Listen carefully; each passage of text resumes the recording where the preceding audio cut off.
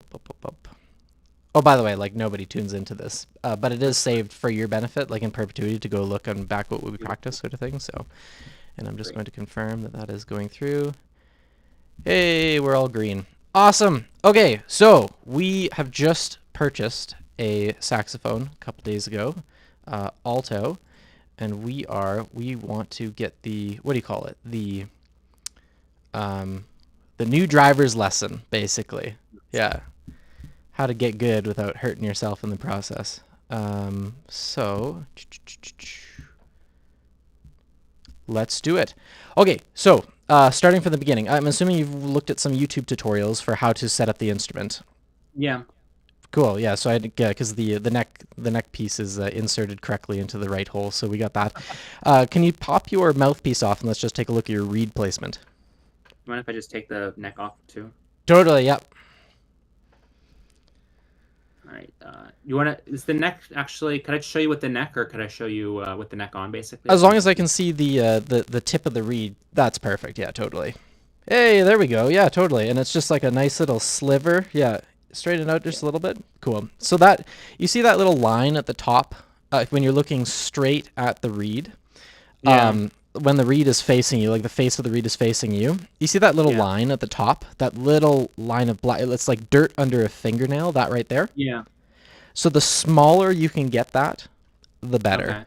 And then ideally, I like a tenth of a millimeter, and ideally Yeah. make it as even as possible. That's the biggest priority when doing the reed placement. Once you get a Yeah. little bit better at lining that up at a tenth of a millimeter, I would encourage just to close that little gap. But one of the problems that you get with beginners is they push it a little bit too far, and then it's hanging over by a tenth of a millimeter, and then you'll just get squeaks and like you'll just kind of lose control. So for now, we'll keep it in the safety mode, Sure thing. which is just a tenth of a millimeter under. The next priority for reed placement is making sure that the sides of the reed are um, what do you call that, parallel to the actual face of the reed body. So just check that both sides are running straight along as best as you can. What do you when you say sides? What do you? Oh, like the body of the mouthpiece? You mean? Yeah, the body of the mouthpiece. So there's like little Yeah. guides there.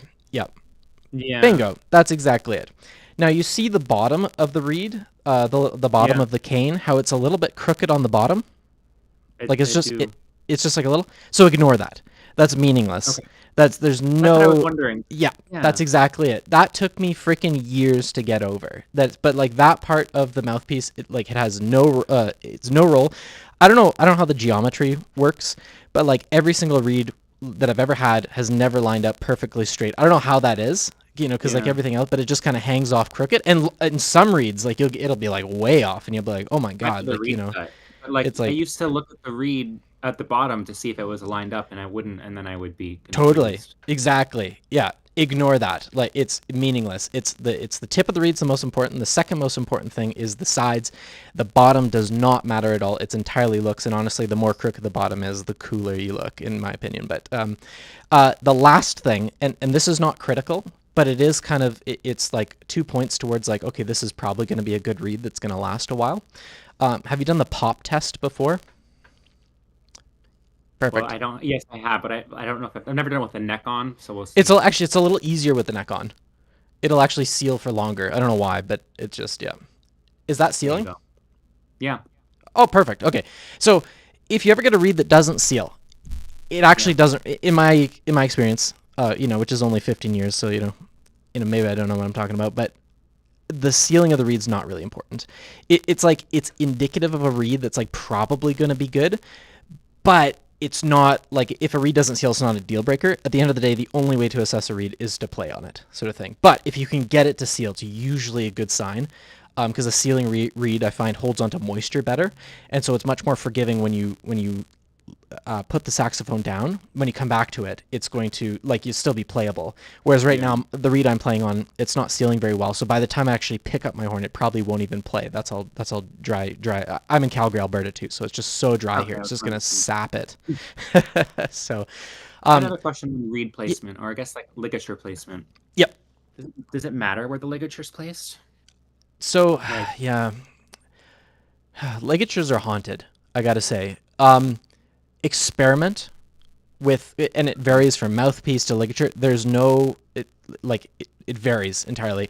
So put it up like crazy high one time, put it up crazy low, just kind of see. Eventually you'll learn where is comfortable. The other thing is, like, sometimes you'll put it up crazy high and you're like, wow, this is like, it's so responsive, blah blah blah, it's amazing. 15 minutes later of playing, the reed is unresponsive and it's totally cacked, and you're like, I don't know. So it's like I said, like, it's haunted. Like, you'll learn where the money zone is for the ligature, but honestly for me it's usually like somewhere in the middle is kind of the balanced way of doing it.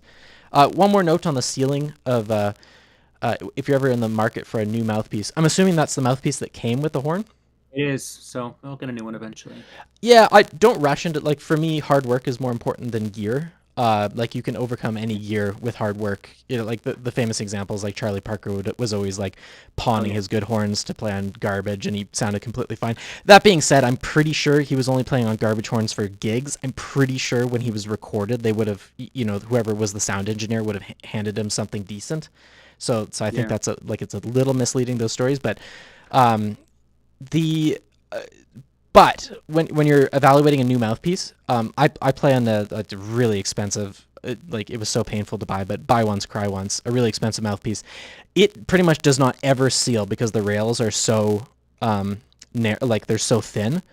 Yeah. It's just another thing. Don't worry about sealing. Like, if a mouthpiece plays, it plays, sort of thing. So don't rush into a mouthpiece, though.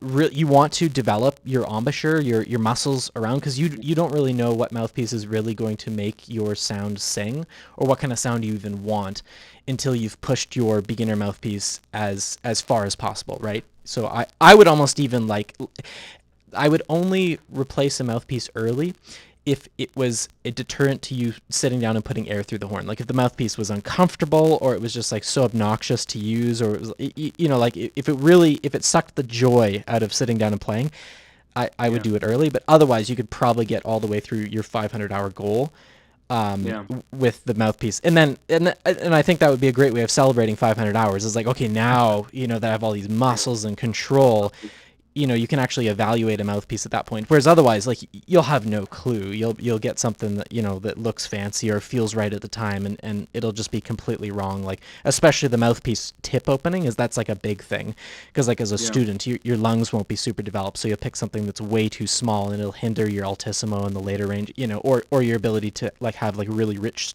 tone, because it's just so much. It's just such a thin amount of material that's moving. But anyway, okay, so that's the mouthpiece setup workout.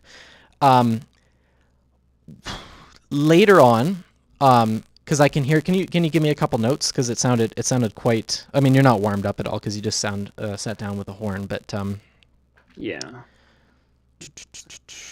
Let's hear it. Let's hear the note.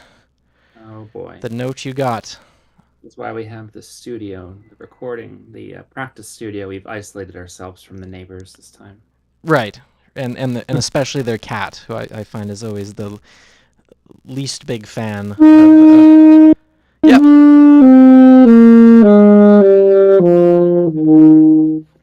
Perfect. Totally. So good range already. That's one of the nice things about saxophone, is you get a lot of range kind of for free. Whereas, like, some instruments like flute and clarinet, it's like you get your 3 notes and you earn the other ones, sort of thing. So no, that's good. This I can tell the sounds are a little dry, but that's totally you're not warmed up at all.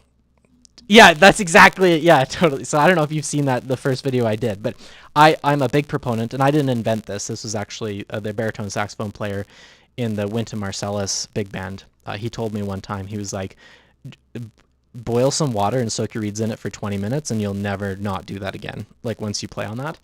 And so I level of wetness, because I just put it in my mouth before while I was getting set up, and I was like, totally not ideal, but yeah. Totally, yeah.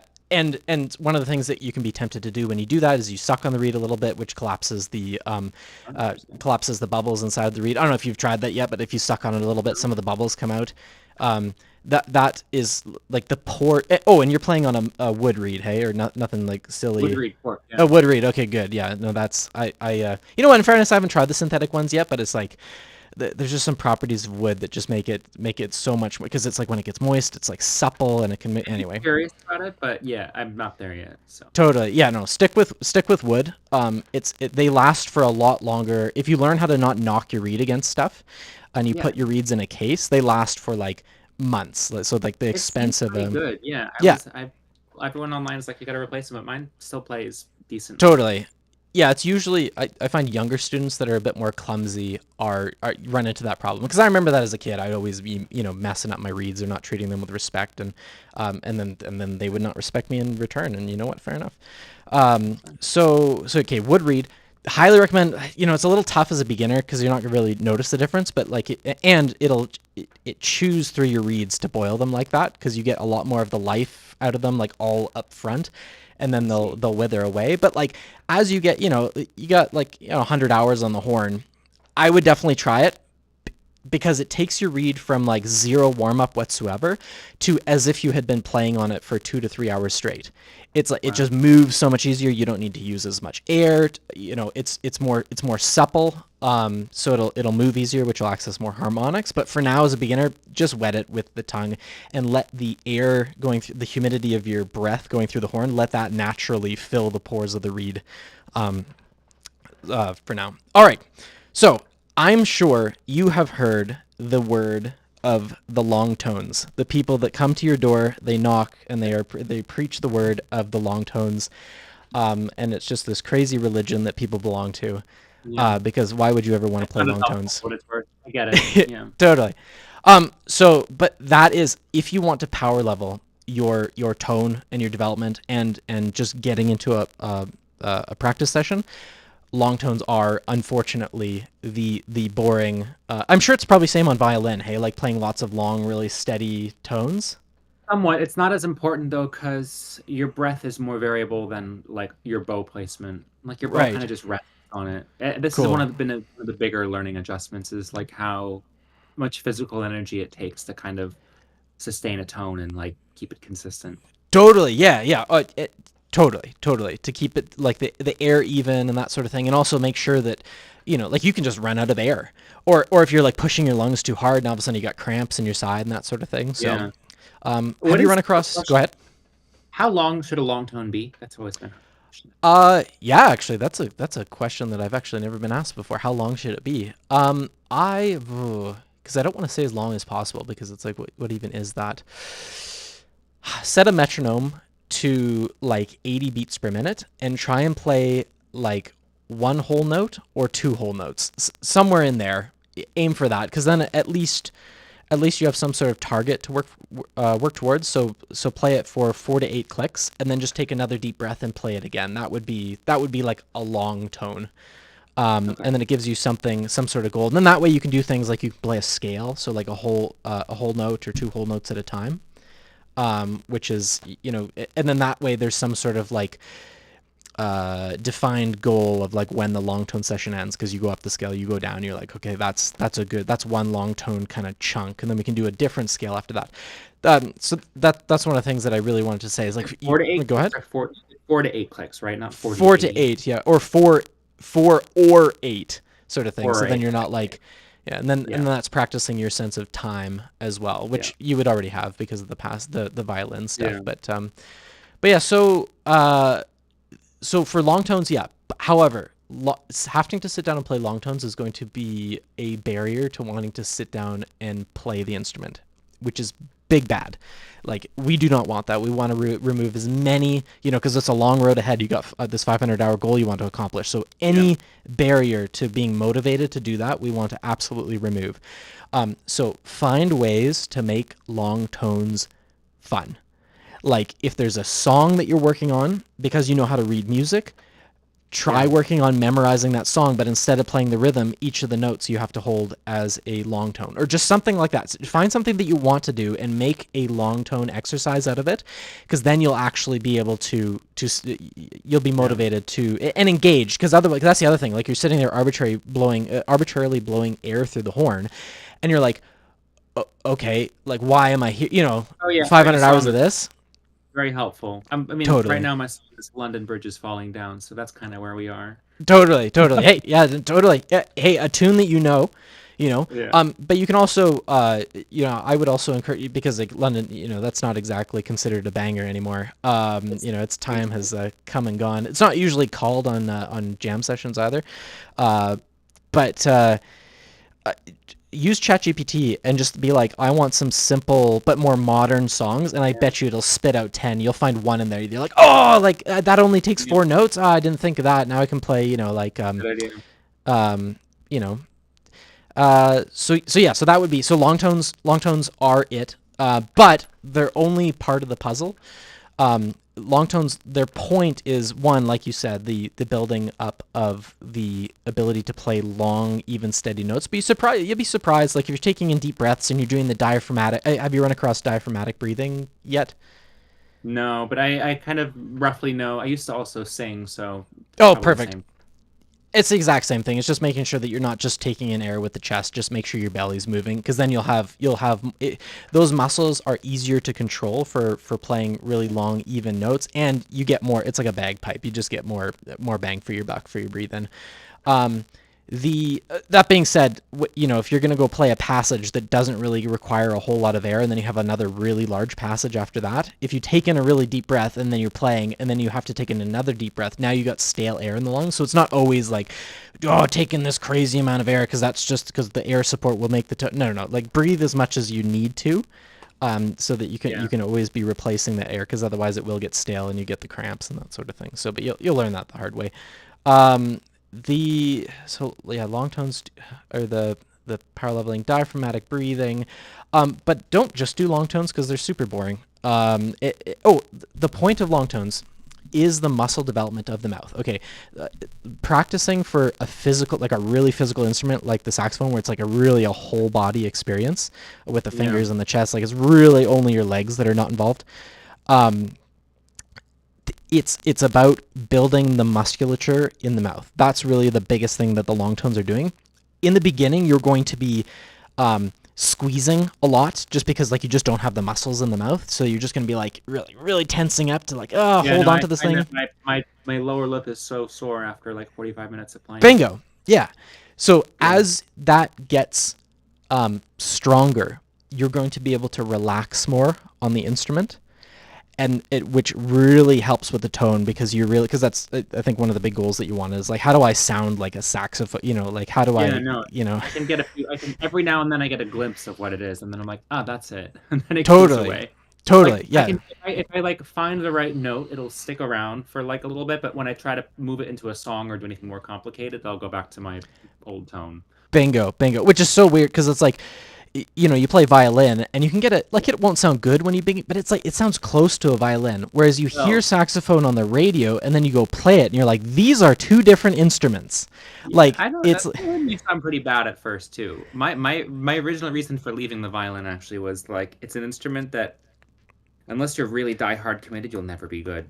Like it just the learning curve doesn't go away even after like 5 years. Oh, absolutely. Yeah, no, it's a steep journey.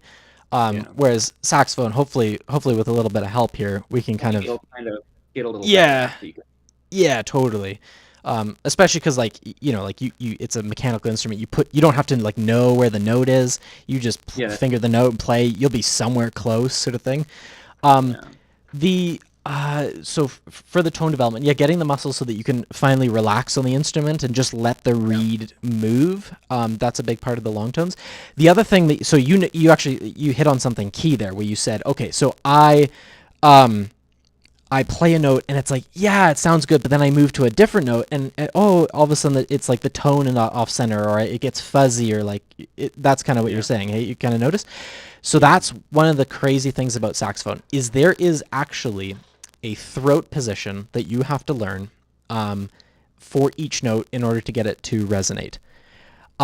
So there is, like if you learn from a classical instructor, they're going to say, oh, like you have to keep everything stiff. Well, okay, I'm misrepresenting, but like ideally you move as little as possible between notes. But then you listen to classical tone, and it's like it's very thin, which is by design, because you want to blend with the orchestra. You don't want to like be sticking out like a jazz saxophonist, like with this really bright, cutting through the mix kind of sound. Um, and that's what they're going for. Oh, actually, before I get too far ahead, are you going down the jazz track a little, or are you I'd like so I haven't picked a single one because I like both of them. cool? I mean, I'm probably gonna end up playing more jazz than classical, but I do like some of the softer, less bright tones. So like I'll probably try to like stay middle of the road for a little bit, and that's not a very committed answer. So No, no, no worries. No, that's helpful, sort of thing. So yeah, so when you're switching yeah, between the classical tone and the jazz tone, it's yeah, probably going to be a gear switch because for the classical, you'll just go down to like a really small mouth reed tip yeah. opening, so that it cuts out a lot of the harmonics. Here, how about And this? mhm. Like the original tone, it'd be nice to have something jazzy, but like not so bright. Like a Paul Desmond is a great, like very, Totally, yeah, I know but exactly the tone you're talking about. Yeah, yeah, totally. Nothing, not like a like. Do you listen to Eric Marienthal at all? no, That would be like an example of like a real like that's like a real jazzy like bright in your face cutting through the mix, works well in pop kind of song kind of sound. That's yeah, probably a little bit, although like give him a listen because you might change your mind, but anyway, yeah. I I'll really do like that. Marythal. Okay, so we talked about, okay, so the tone. There is a throat position that allows the saxophone to, and Paul Desmond would do this a bit as well because he has that, like there's almost a sparkle when he plays. Yeah, Like when you hear a note, there's like it's a little bit of vibrato, but there's something else going on, and yeah. that's It's because just of, when it hits like a high note. There's something that kind of like yeah, tinges a totally. little bit. So what that is it's the number of are you familiar with in violin? Do they cover the overtone series at all? Um, what depends on what you mean by overtone series. Like yes, Oh, but yeah, refresh like me, when you refresh. yeah, so when you press the when you take the pads off of a piano so that any Yeah, note will ring if you touch it, and then you play a low B flat, and then you mute the B flat, other strings will naturally resonate. yeah, Yeah, okay, yes, cool. yes, yes. So when you play a saxophone and you hold your throat in a certain position, it Yeah, allows those other hidden parts of the spectrum to come out, and that's what's yeah, that's where that tone is coming from. yeah. I mean, that's Totally. even what like the saxophone itself as an instrument. When I was reading about it because I was curious, seems to kind Mhm. of like a lot of it is just about suppressing different overtones with the Yeah. wavelength, the standing wave, right? That's kind of the idea. But I'm sure some of them still go through depending on the mouthpiece that you have in your throat and all that kind of stuff. Bingo, bingo. The throat's the big one because I've played on, when I'm trying out horns and I forgot my mouthpiece, I'll just use like one from the junk drawer at the store, and it's like you can still sound pretty darn good um, on some of those. So it is a lot. A lot of it is the player. However, some of the more advanced, expensive mouthpieces they give you just a little bit more control, and are a Yeah, bit more forgiving. And so.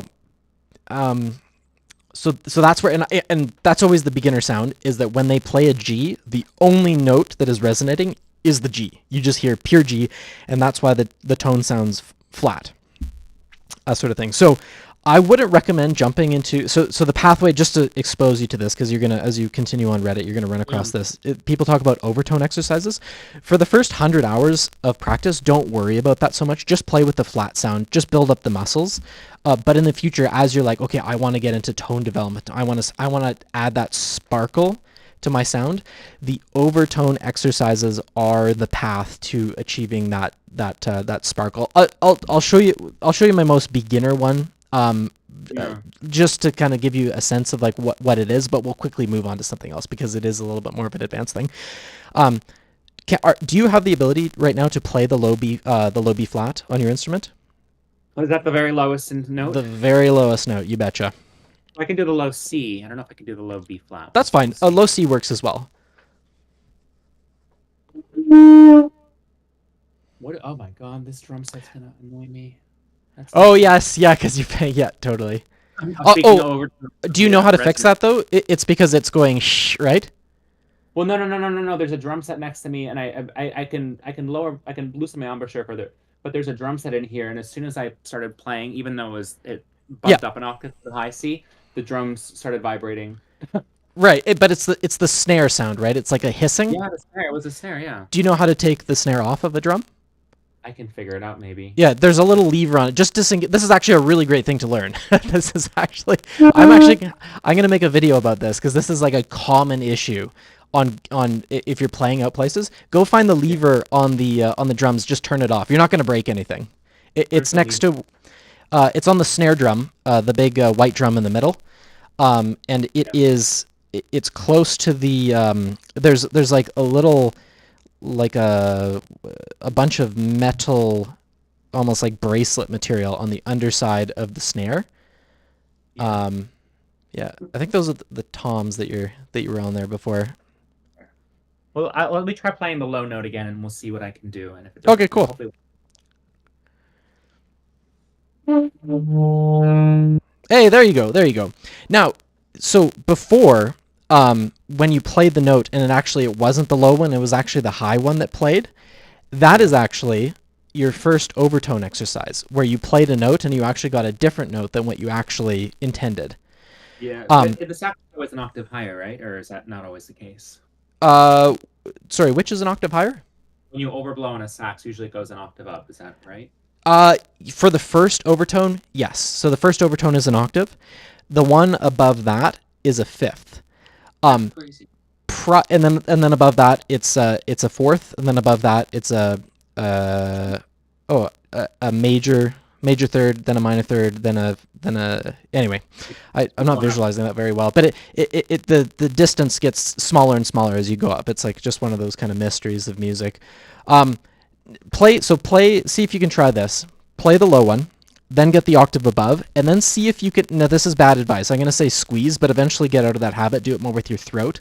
But see if you can play low note, octave above, and then get some sort of squeak above that if you can. Try that. Saying with the fingering position, right? With the same fig, yeah. Don't move the fingers. Yeah. There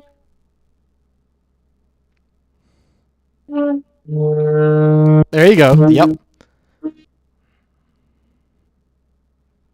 You're right. Yeah, there it is. Cool. Higher. Totally. Yeah. Now, ideally, like, and revisit this again in 100 hours, but that is basically that's your first like overtone exercise, whereas you use your throat. Like in the beginning, you're probably squeezing, but you use your throat in order to cause those different parts of the harmonic spectrum to pop, and then using that knowledge, you then, as you're playing other notes, you use your throat in order to get that, and that's where the sparkle comes from, is holding your throat in a way where the other parts of the harmonic series are like riding on the edge of popping. It's like they want to come, but they're not. You're still playing that root note, and that's where the sparkle comes from. This is really helpful because so on the low, sometimes I've been having difficulty with the low C's or just the low notes in general.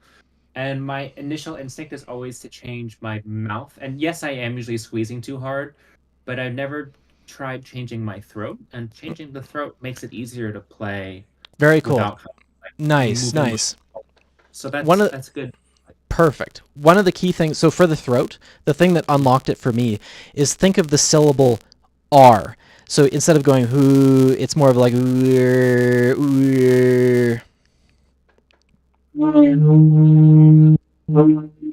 let's try that again.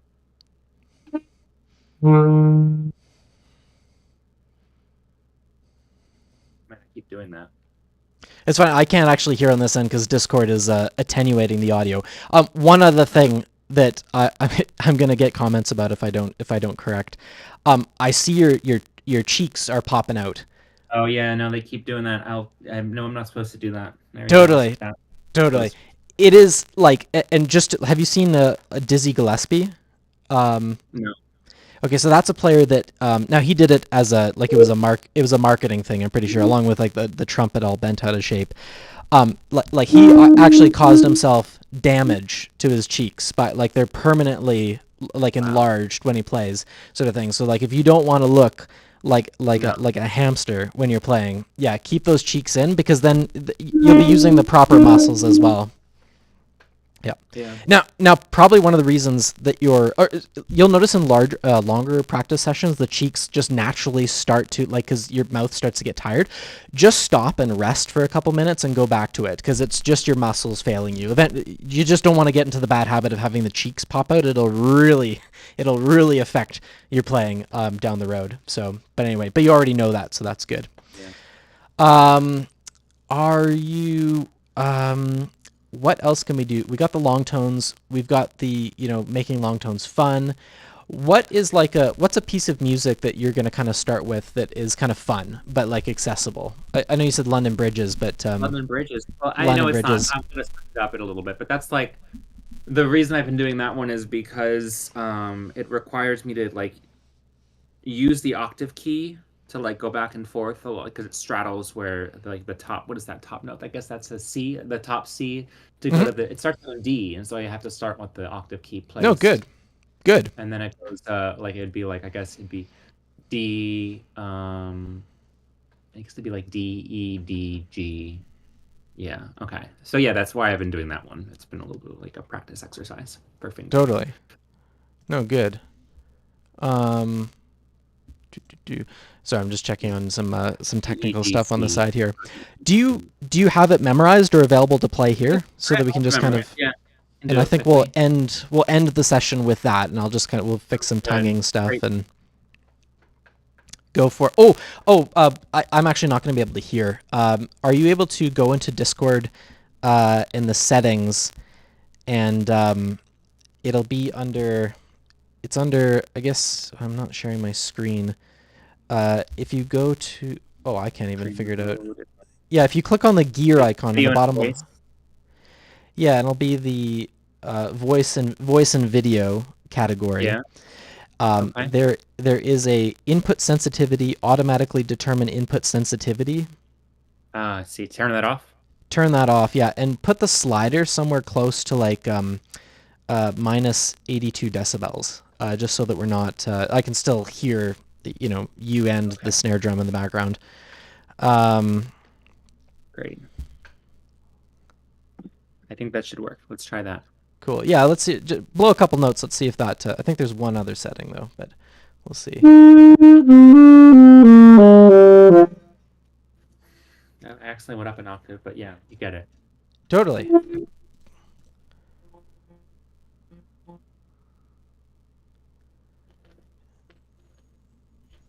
Man, it's really hard not to blow your cheeks out on those low notes. Oh, totally. Yeah, and that's just muscle development. Yeah. Love that snare. I'll figure out how to turn that off. Oh, one of the other reasons you might be blowing your cheeks out is because you kind of, for the low notes, it's kind of helpful to like imagine an egg getting shoved down your throat with how much you have to open up in order to avoid the overtone from popping. So, instead of blowing the cheeks out, just try and shove an egg down your throat without actually doing so, and it should allow that to play a lot easier. Did that help at all or no? I think there's one other setting that we need, but it's always so hard to find.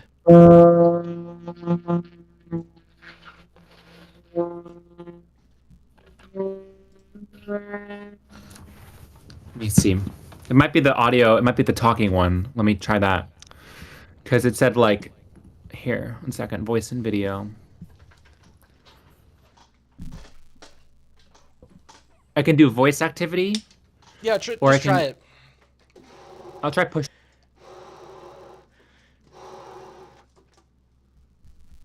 Find. Let's say 1 second. Hold up. Nope. That okay.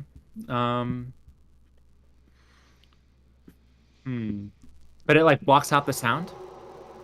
Yeah, totally. Let me see if I've got my settings correctly. I'm just going to see if this read's going to still play. Let me know if it sounds funny or it's getting clipped on your end.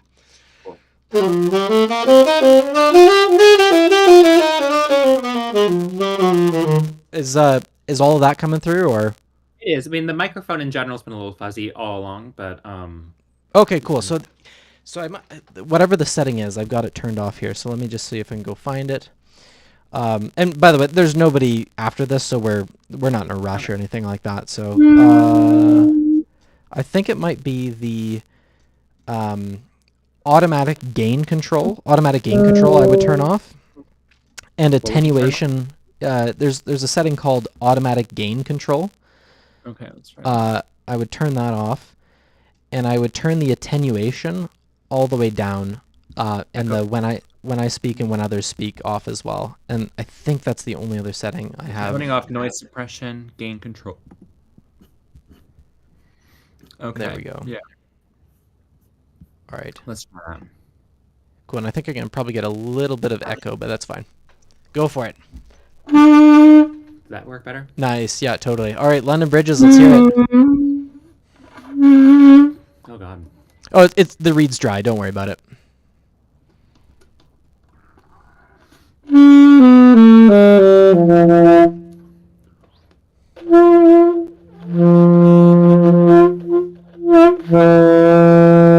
my God, it is opening up. It's like you have to open up your mouth. If you don't pop your cheeks out, you have to open your mouth taller. Bingo. Basically.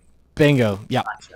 Because you need the big space in your mouth in order to get the. That's resonance. exactly it. That's exactly. It's the throat controlling what harmonic pops. Okay, so let's try the song again from the. This is not the song. 1 second. That dumb snare.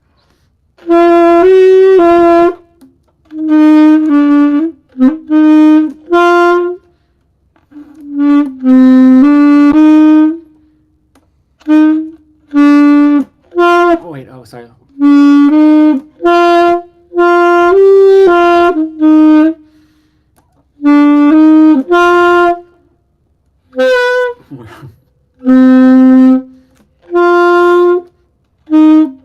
Wait.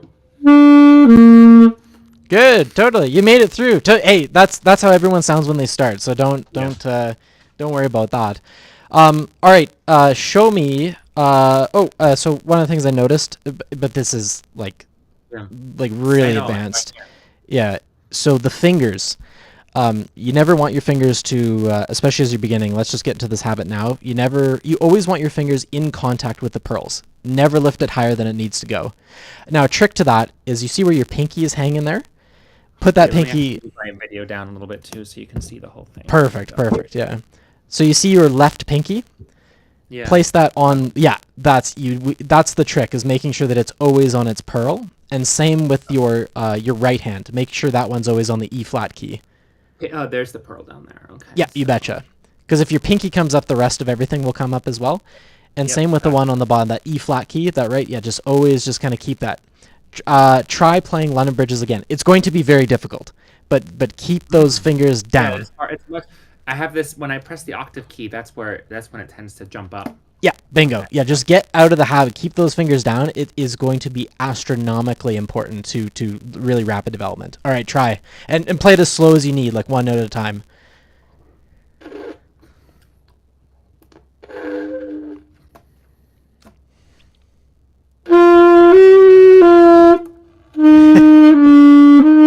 Fingers down. Fingers down. Mm. It's hard, eh? It takes hours. Wait, all of them down? All of them. Yeah, totally. That is so hard. Okay. Isn't it hard? Totally. Yeah. Now this is crazy. Okay, sorry. No worries. Yeah, no, it's a mind game. Yep. Let me need to start it again because that was like confusing.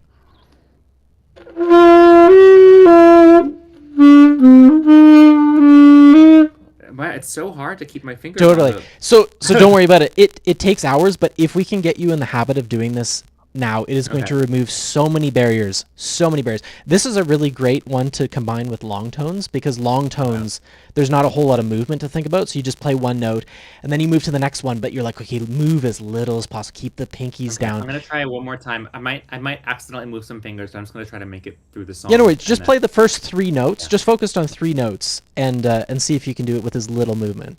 Go ahead. All right. Wait, why is it?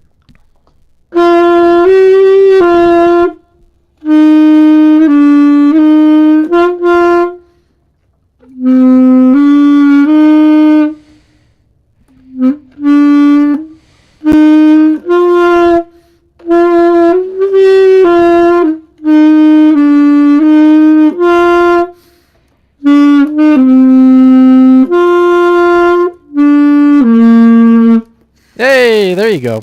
Totally. Yeah, and the horn's warming up a little bit more now. What reed strength are you playing on? 2. 2. That's a great. I had somebody the other one. They was playing on a 1.5, and I'm like, just, 2's kind of. I like 2 for a start because it's like, it's tiring, but that's good. Yeah. It'll get the muscle development happening, and David Sanborn played on like a 2 or a 2.5, so it's like it's a completely fine strength to play on. Ideally, as you get like into the 200 to 300 hour range, bump it up to a 2.5, or at least have a couple 2.5s in your box for like a real workout. I think most people that I run into, they're playing on at least a 3, just because it's more mass in motion. It just gives you more, and it's a better foundation for altissimo, I find. But that's, you're miles away from that. But it's like, it is always the goal to get up to at least a 3. Is a good is good. The last thing, so we talked about the fingers moving. What was the other thing that I wanted to cover that I was watching as we were going through here? The fingers moving. We talked about the long tone exercises. Oh, articulation. You're slurring. You're slurring some of your notes, hey? I am. I'm not. I wasn't articulating at all just now. Okay, yeah, cool. Yeah. So but now, what's the reason that you don't articulate? Because I bet you I can guess. Because when I do it, for that one, it was because I was just focused on the fingering at this point. It was Fair just enough. mental Totally. overload. But also, like, it depends on how it sounds sometimes. I know I'm supposed to articulate, but sometimes it's just like, let's try this. It just like doesn't sound. Do you find when you tongue, you lose the note that you're playing? Yeah, that happens, and also Totally. like this will happen.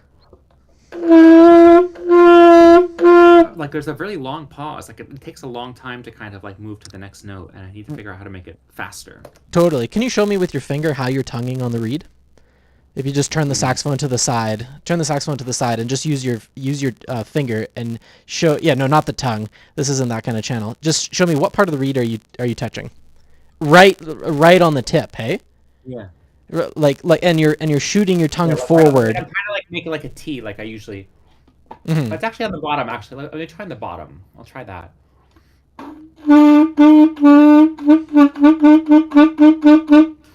That's a little easier, I guess. Totally. But the sound quality is so much worse then. Totally. Yeah. It takes a while to be able to because that long pause that I think you're talking about, it's because of your tongue is going forward and it's clumsily like cutting off the sound a little bit too much, and then moving away. It doesn't have that. It hasn't developed that light touch yet, where you can just kind of slightly give it a. I don't want to say a flick because that's not the right, but very delicately. And then pulling it away. You're right. Bingo. What part of the tongue are you using as well? Is it the very tip of the tongue? It's not the very tip. It's like the middle. Like it's on the top. Okay, good. Like maybe a couple, like maybe a millimeter or 2 away from the tip. Perfect. That's exactly where you want it to be landing. The other thing is you mentioned another common thing that I hear where you think of ta ta ta ta ta. Hey. Yeah. Think more of a da da da da da. Okay. Yeah, it'll do more on the like a little bit further away from the tip. Yeah, and then you're not like attacking with like such the tongue is a lot less firm. Da da da da da da da, but still the tip, but just more of a da. Let's try a lower note.